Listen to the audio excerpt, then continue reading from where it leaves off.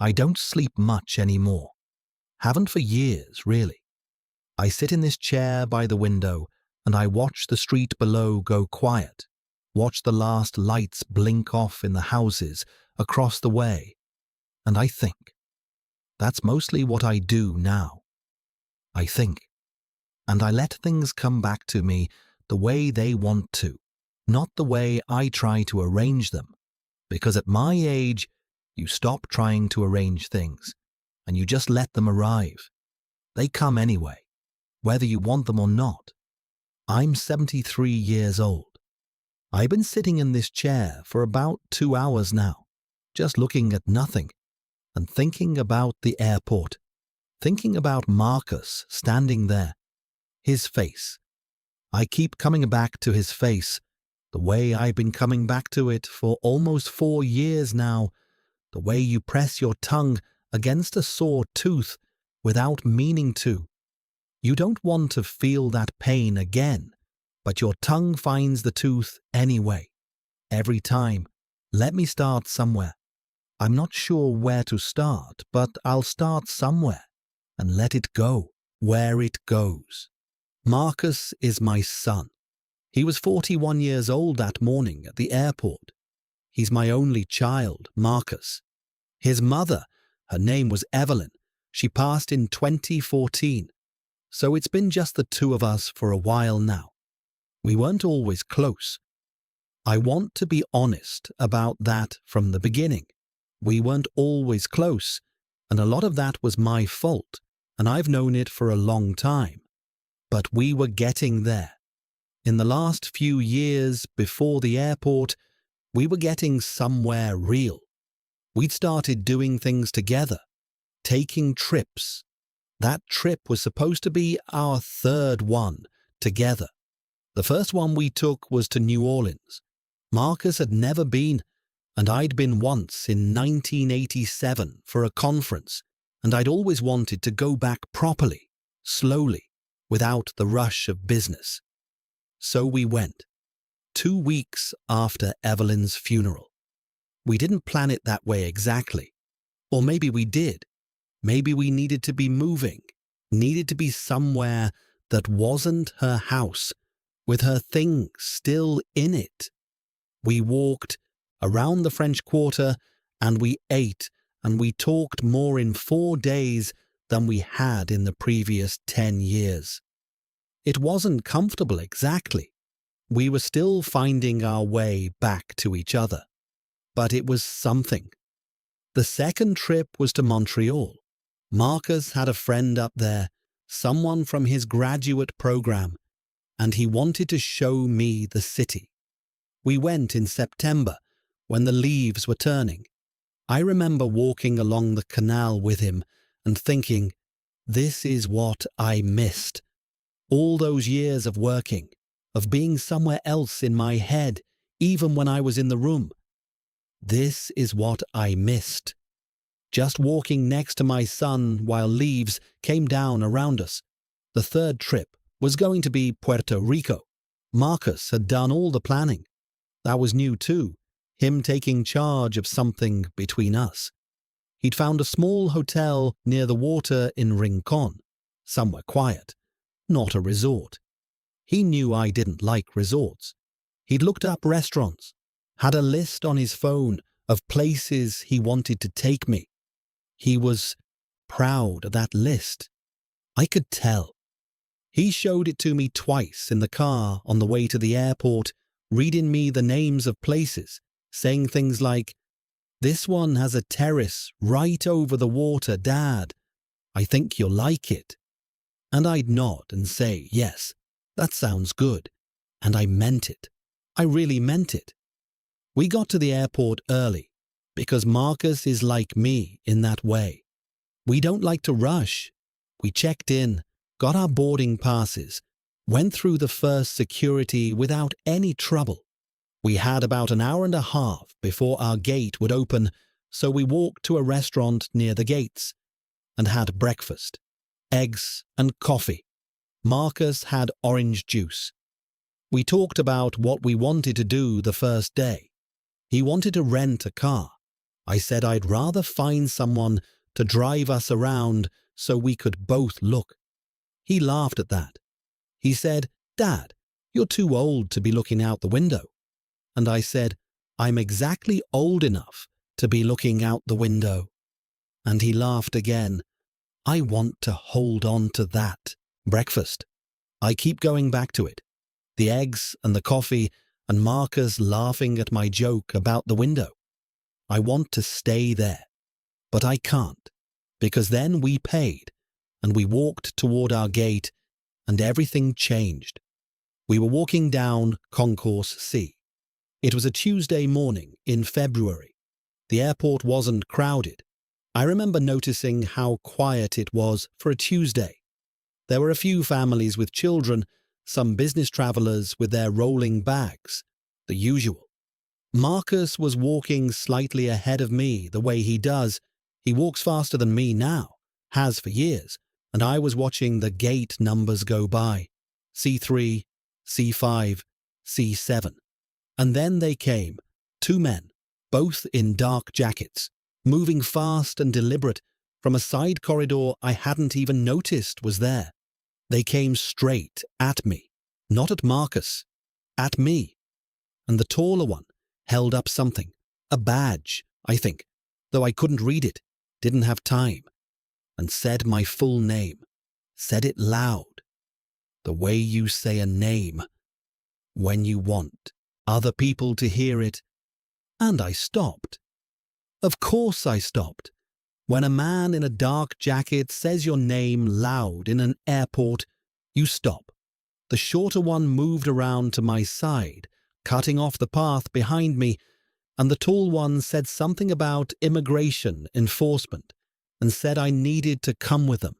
He said it as if we'd already had a whole conversation, and this was just the conclusion, as if it was settled.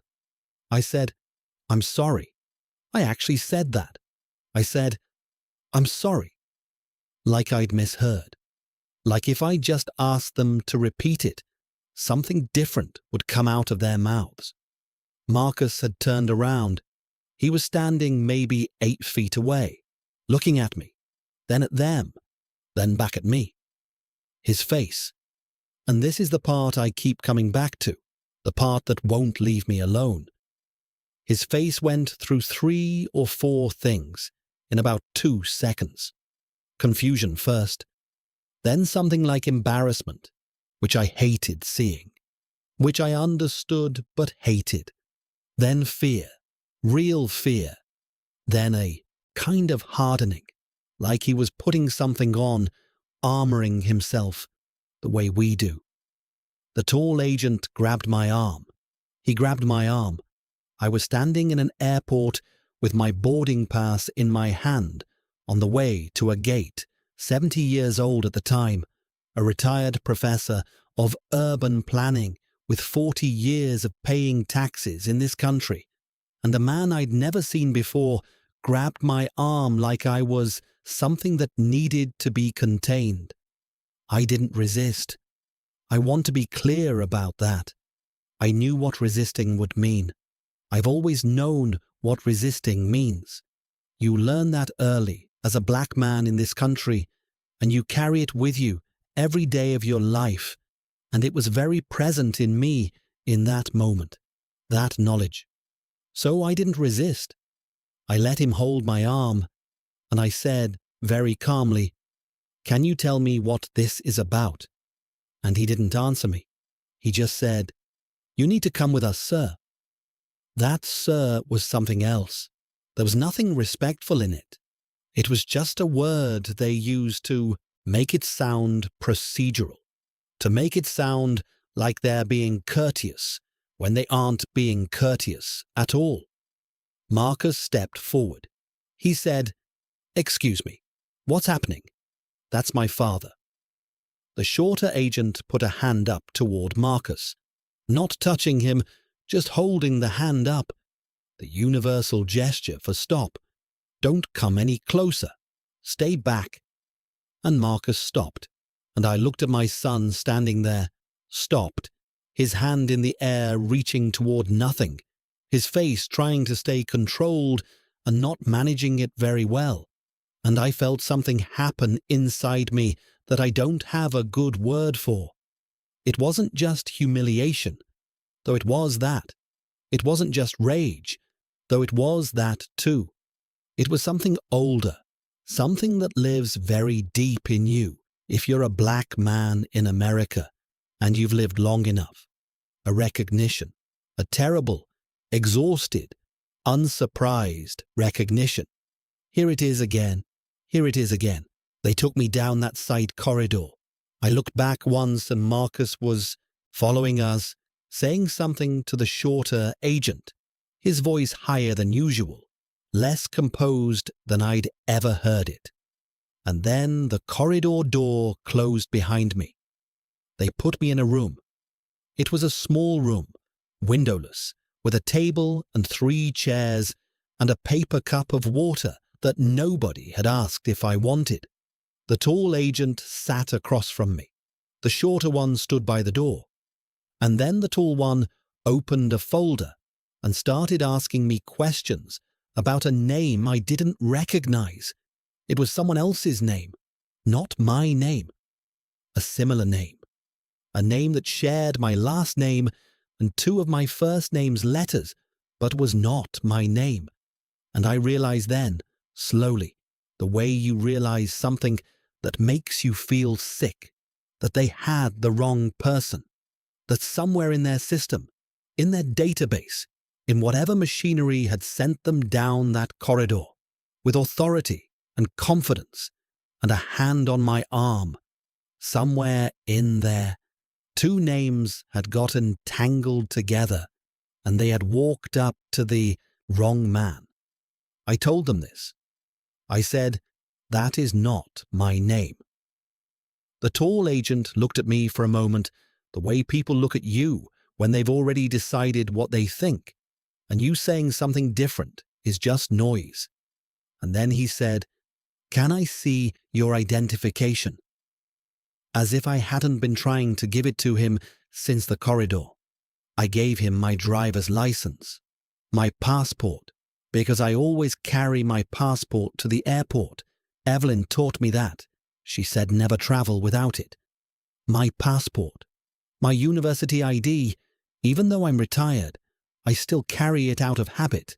My Medicare card. He looked at all of them, and I watched his face while he looked at them. I watched the moment when he understood. It wasn't dramatic. It wasn't the moment in a movie where someone's face falls apart. It was just a small shift, a slight rearrangement around his eyes, and then he looked at the shorter man by the door, and they had some silent communication, and then he looked back at me and he said, "I apologize for the inconvenience." Inconvenience. That's the word he chose. Inconvenience. As if he'd bumped into me in the grocery store. As if he'd taken the last parking spot I was waiting for. I sat there for a moment. I sat there, and I thought about Marcus on the other side of that door. I thought about what he must be feeling, what he must be doing, whether he was still in the corridor or whether they'd made him wait somewhere else. I thought about our boarding passes and whether we'd missed our flight. I thought about the hotel in Rincon and the restaurant with the terrace over the water. I thought about the list on Marcus's phone. And then I thought about 40 years of my life in this country, about the degree on my wall, about the students I'd taught, the papers I'd written, the committees I'd sat on, the neighborhood plans I'd helped design in 4 different cities, about Evelyn beside me at every department dinner, making conversation with people who looked through me because she understood what it cost, and she did it willingly. About Marcus's first day of school, about teaching him to drive, about sitting in the second row at his college graduation because the first row filled up fast and I'd arrived just a few minutes late, just a few minutes, And I remember thinking, even then, you have to be earlier. You always have to be earlier. You always have to be earlier. And I stood up from that table and I said, I would like to see your supervisor. The tall agent looked at me. I said it again, calm, slower. I would like to see your supervisor, and I would like my son brought to this room, and I would like your badge numbers, both of you. Something happened in his face, something small. I don't know what it was. Maybe he recognized something in my voice. Maybe he'd had a father himself, somewhere, who'd sat across from someone like him and held himself together the same way. I don't know. But he got up and he left the room. And the shorter one by the door, he was younger. I could see that now. Younger than I'd first thought. Maybe 30 at most. He was looking at the floor. He wouldn't look at me. And in another life, in another moment, I might have felt something for him. I might have understood that he was just doing what he'd been told, that he was afraid of his supervisor too, in his own way, that the machinery is bigger than the people inside it. But in that room, at that table, I didn't feel that. I felt something much harder and much colder than sympathy. Marcus came in 5 minutes later. He looked at me, and I looked at him, and neither of us said anything for a second. Then he came around the table, and he held my shoulder, just held it, his hand on my shoulder, and I felt the weight of it. I'm his father. I'm supposed to be the one whose hand is on his shoulder. That's how it's supposed to go. But I let him hold my shoulder, and I breathed, and I stayed very still. He said, "Are you all right?" I said I was. "Fine." He said, "Dad, just that, just my title." A supervisor came in about 10 minutes after that. A woman, mid-40s, brisk, apologetic, in the way people are apologetic when they've been told they have to apologize but don't particularly want to. She used the word regrettable. She said the situation was regrettable. She said there had been a data discrepancy. She didn't say the word mistake. She didn't say the word error. She said data discrepancy, as if the problem lived in a machine somewhere and not in the hands that had grabbed my arm. We missed our flight. They offered to rebook us. That felt almost funny to me. Almost. Like someone who's just broken your window, offering you a Band-Aid. But I said yes, because I wasn't going to let them take the trip too. I had too much pride for that. We sat in the terminal for 3 hours, waiting for the next flight. Marcus and I sat next to each other at gate C7. Not gate C7. A different gate by then. And we sat for a while without saying much. He was on his phone for part of it. I don't know what he was looking at. I just sat and watched the planes out the window. Big, slow machines. I've always found planes calming to look at, even though I used to be nervous flying. You stop being nervous about things after a certain age. You realize the things you were nervous about were mostly the wrong things.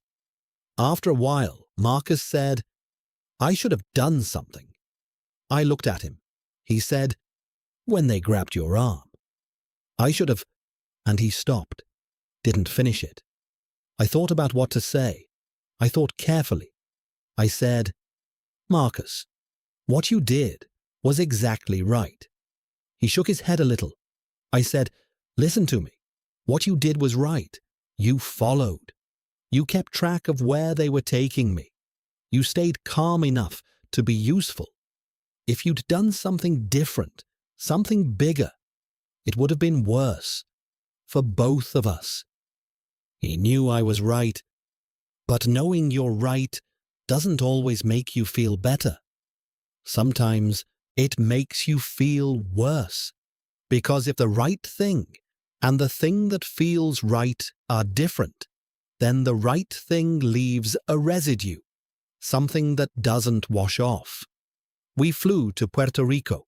We went to the hotel in Rincon, and we ate at the restaurant with the terrace, and I looked at the water, and Marcus ordered for us because he'd done all the research, and I let him. The food was very good, the water was very blue. I sat on that terrace, and I thought about the room with no windows, and the paper cup of water, and the word inconvenience. And I thought about how strange it was to be here now, looking at this water, when 2 hours ago I had been in that room. Marcus was quieter than usual for the first 2 days. Not unhappy exactly, just inside himself, thinking. I know what he was thinking about because I was thinking about the same thing. We just weren't talking about it yet. We moved around each other gently, the way you do when something has happened that you're both still processing, and you don't want to start the wrong conversation at the wrong time. On the third night, he ordered rum, and I ordered rum, and we sat on the little balcony of the hotel room, and he finally said it. He said, "I keep thinking about your face when they grabbed your arm." I waited. He said, "You weren't surprised. That's what I can't stop thinking about. You weren't surprised at all." And I looked at the water, which you could just barely see from the balcony, a dark, moving shadow in the night. And I thought about how to answer him, how much to say. There are things you want to protect your children from, even when they're grown, even when they're 41 and they've lived their own lives, and they understand the world. Something in you still wants to say, "Don't worry about that, don't carry that." But he deserved the truth, and he was old enough for it, had been for a long time. So I told him. I told him about the man who'd stopped me in a department store in Cleveland in 1979, who'd followed me through 3 aisles before stopping me with a hand on my arm and asking me in a voice like, I should be grateful, "Can I help you find something?" I told him about the police officer in 1986 who'd pulled me over outside Cincinnati for a broken taillight that was not broken. I checked as soon as I got home. The light was fine. I told him about the time in 2001 when I was wearing my university lanyard and carrying a conference bag, and a security guard at a hotel in Philadelphia had asked me if I was a guest or visiting. And I told him about being young, about being 22 and 25 and 30, about learning to move through spaces in a particular way, to speak in a particular register, to keep your hands visible and your voice low and your posture non-threatening. All those tiny calibrations that you make so automatically after a while that you stop knowing you're making them. Marcus listened. He didn't say anything for a while after I finished. He poured more rum for both of us. Then he said, I knew all of it, in my head. I've had my own versions of it." He paused. "But watching it happen to you, watching you, Dad, you're 70 years old. You're a professor. He stopped. I said, "None of that matters to them." "I know," he said. "I know that. He stopped again. He couldn't find the rest of the sentence. I understood. Some things don't have endings. We stayed up late that night on the balcony. We talked about his mother, about things I hadn't said to her when I should have, about ways I'd failed both of them over the years. That's a long conversation that I won't try to put all of it here. But we talked, and I felt something between us that night that I hadn't felt before. something that was both sadder and closer than anything we'd had on the previous 2 trips.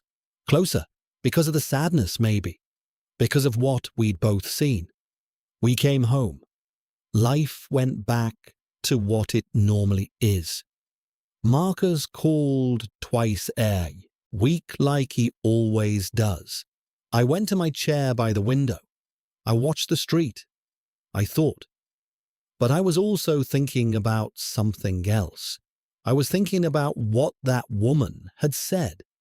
Data discrepancy. I was thinking about the badge numbers I'd written down on the back of a boarding pass stub, which I still have in the drawer of this side table. I was thinking about the hand on my arm, and the word inconvenience, and the room with no windows, and my son's face in the corridor. That face going through those 4 or 5 expressions in 2 seconds, ending in the hardened one, the armored one. I am not a man who has gone looking for fights. I want to be clear about that. My whole life, when things happened to me, and things happened, as I said, the way things happen to black men moving through certain spaces in this country, my response was usually to go home and say nothing and keep moving. Evelyn used to say I swallowed too much. She said it would hurt me eventually. All that, swallowing. I thought I was being wise. I thought I was being strategic. I told myself that there are battles worth fighting and battles that will grind you down and cost more than they're worth. And I was good at telling one from the other. But Marcus's face, that face wouldn't leave me alone. Not the fear or the embarrassment. I'd seen those before, in mirrors. I knew what to do with those. It was the hardening, that armoring, because I knew what was underneath the armor. I'd watched him put it on in 2 seconds, and I knew that what was underneath it was a 12-year-old boy who'd wanted his father at a school play, and I'd been at a conference, was a 16-year-old who needed someone to talk to after something happened with a teacher, and I'd been traveling, was a young man who needed to see his father be someone, be whole, be protected, the way fathers are supposed to be, and what he'd seen instead was a man in a dark jacket grab his father's arm in an airport, and his father not resist. I thought about that for a long time, months actually. I thought about it through the winter and into the spring. I made some calls. A friend of mine, a woman named Claudette, who I've known since the early 90s, who is a civil rights attorney in Washington, I call Claudette. She's retired now too, mostly, but she still knows people. She listened to what I told her, and she was quiet for a moment, and then she said, James. She said, James, you have something here. I asked her what she meant. She said there was a federal mandate, had been for years, requiring that immigration enforcement agencies maintain accurate databases, that misidentification cases had a legal framework for redress, that the physical detention of an individual based on a known database error. And she said known because they had to have known somewhere in that system that there was ambiguity, that there were 2 names close enough to get tangled, constituted a violation. She said it slowly and carefully, because she knows I'm a professor and not a lawyer, and she wanted me to understand it exactly. I asked her how hard it would be. She said it would take time.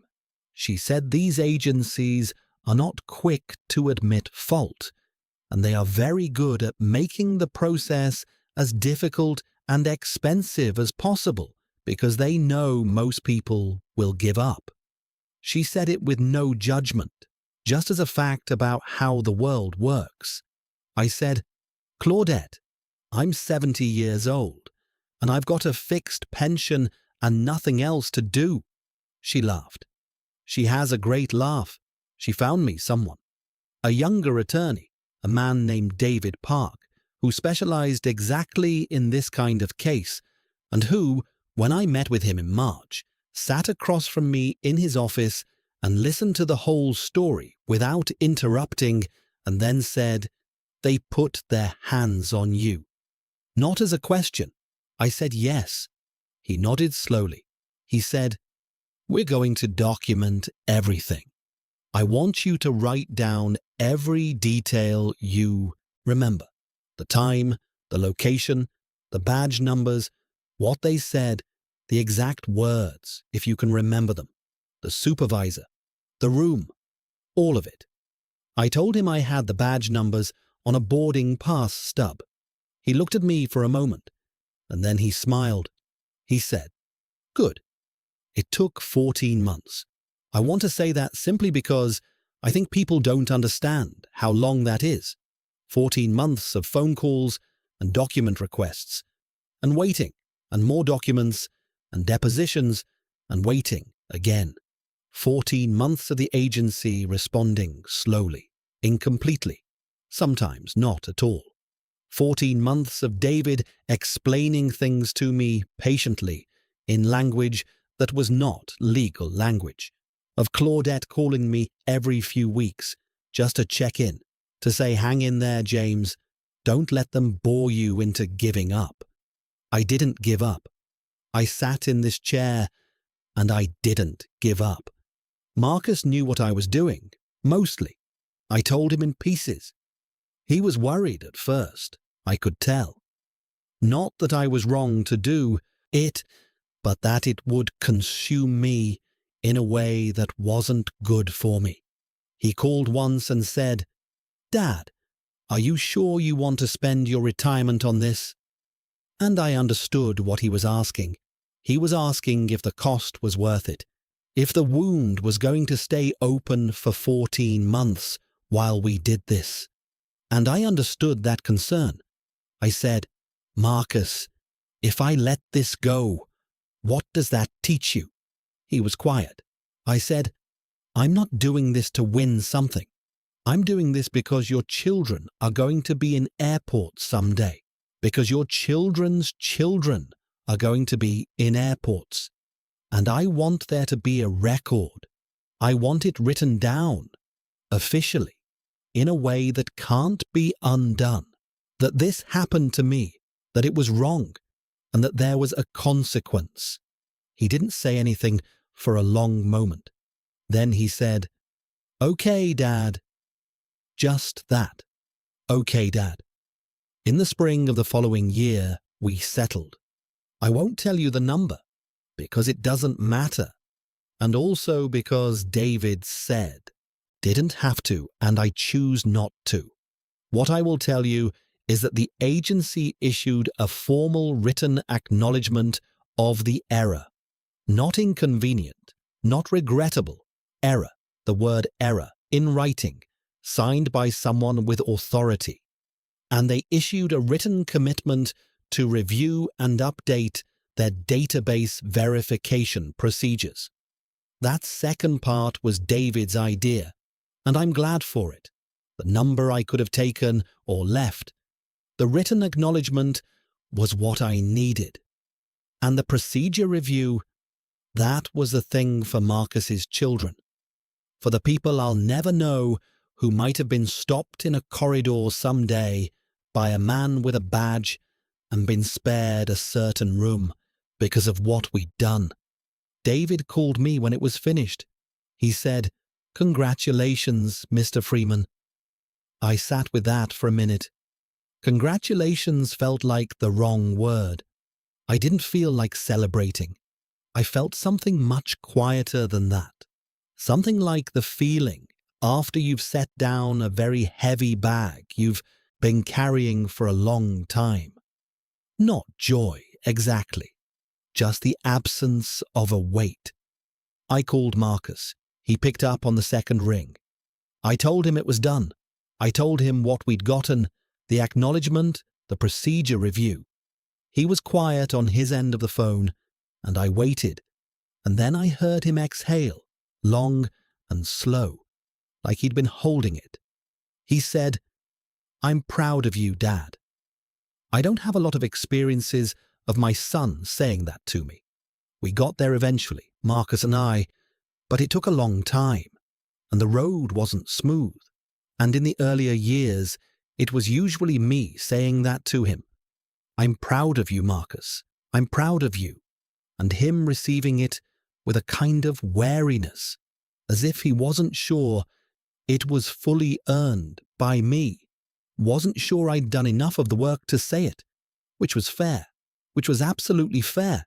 So when he said it to me, "I'm proud of you, Dad," I sat in this chair and I held the phone and I let that in. Just let it in. The way you have to learn to let things in when you're old, because you've spent so many years keeping things out, and you finally understand that was the wrong strategy. I said, "Thank you, son." And we talked for a while after that. Not about the case, about other things. He told me his daughter, my granddaughter Amara, had started walking without holding on to furniture. She's 18 months. He sent me a video on the phone, one of those short videos, just 10 seconds, of her crossing the living room on her own, very serious-faced about it, concentrating, taking each step like a small decision. I've watched that video more times than I can count. I watch it on this phone that I'm still not very good at, and I watch her cross that room, very serious, very concentrated, and I think about airports, about who she's going to be when she's in them, about what the world is going to be for her, and I think about what I wanted to leave her, what you can leave someone that isn't money or objects or land, what the real inheritance is. A record, maybe, something written down, something that says, "This happened, it was wrong, and someone said so, officially, in a way that couldn't be undone." I don't know if that's enough. Most days I think it isn't. Most days I sit here and I know that the system that put that man's hand on my arm is the same system that will be there when Amara is in airports. That 14 months of legal work and a written acknowledgement doesn't change something that runs that deep. And that knowledge is not a comfortable one. It keeps me company on nights like this, that knowledge. But then I watch the video. 10 seconds of her crossing a room. Very serious, very concentrated. And I think that the man I was in that room, in the room with no windows, and the paper cup of water, the man who asked for the supervisor's name and the badge numbers, the man who sat with David Park for 14 months and didn't give up. That man was there in that room partly because of Evelyn, who taught me never to travel without my passport, and partly because of something my own father told me when I was young. He said, "James, there are going to be people who look at you and see something that makes them comfortable with treating you small, and you can let them, or you can make it expensive for them."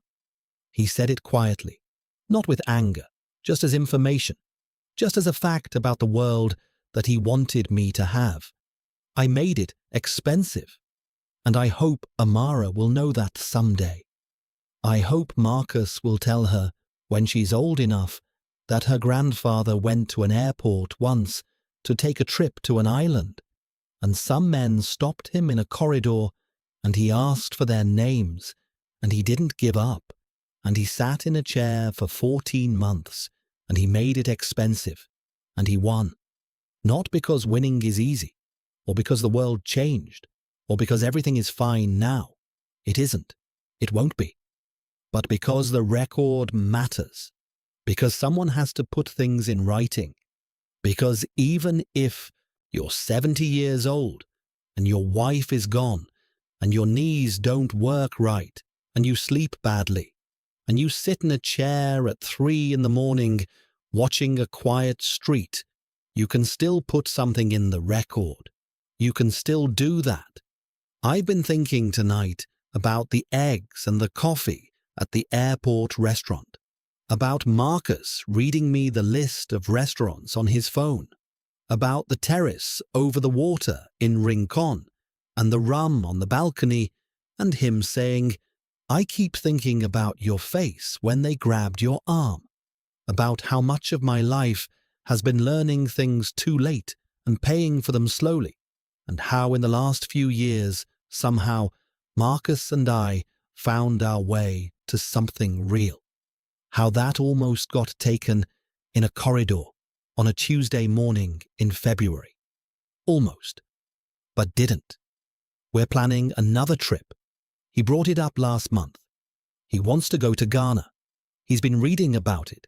He has a list on his phone again, a longer list this time, and he called me one evening and started reading me things from it, the same way he'd read me the restaurants in Puerto Rico, the same proud, careful way, and I sat here in this chair and I listened to him read, and I thought about his mother, and about my father, and about Amara crossing a room on her own with that serious, concentrated face, and I thought, yes, let's go. I'll bring my passport. I always bring my passport now. Always. I bring it, and I put it in my inside jacket pocket where I can reach it quickly, and I walk through airports, and I watch the gate numbers, and I remember all of it, and I carry it, and I keep walking. That's all, I think.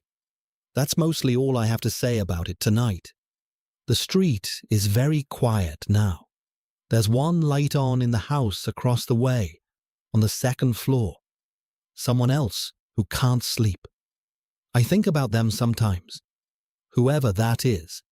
We've never met, but we keep each other company at night without knowing it. Their light and my window. There's something in that. I'm not sure what. My knees are telling me it's time to get up from this chair. I'll watch the video one more time first. 10 seconds. Amara crossing the room. Very serious, very concentrated, taking each step like a small decision.